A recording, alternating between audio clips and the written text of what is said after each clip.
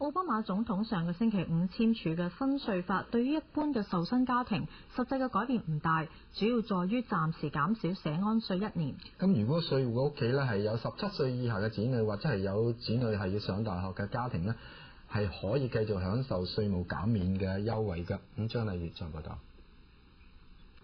新嘅稅法實施之後，多數人好奇嘅就係出年報稅時會唔會有實際嘅改變？對於受薪家庭嚟講，出年又有乜嘢新嘅稅務優惠呢？個人的最高的這個稅率呢，還是35%，2年不變。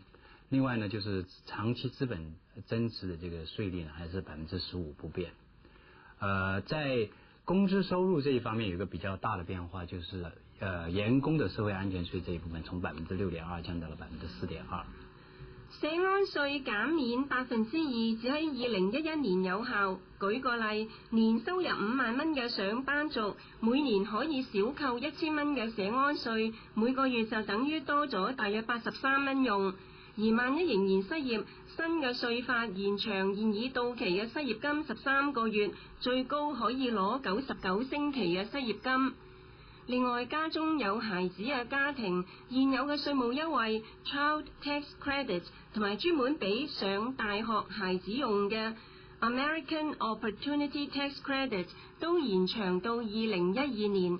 其中家中17歲以下嘅孩子，每個孩子有1000蚊嘅抵稅，而每個上大學嘅孩子可以得到最高2500蚊嘅抵稅。其中這2500塊錢的退稅呢，是如果即使你不欠稅的話，40%的這個部分是可以 refundable 的，也是就是說也可以退給你的。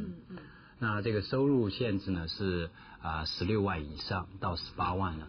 亦即係話，如果家中有2個小孩上大學，即使不必交稅嘅人，亦可以退翻5000蚊。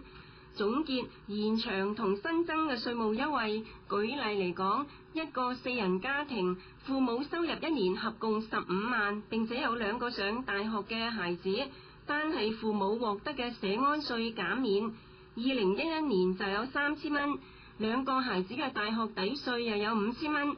再加上稅率優惠嘅延長，總共能夠慳翻嘅稅，比起完全冇減稅優惠嘅，可以有超過1萬蚊。26台記者張麗月報道。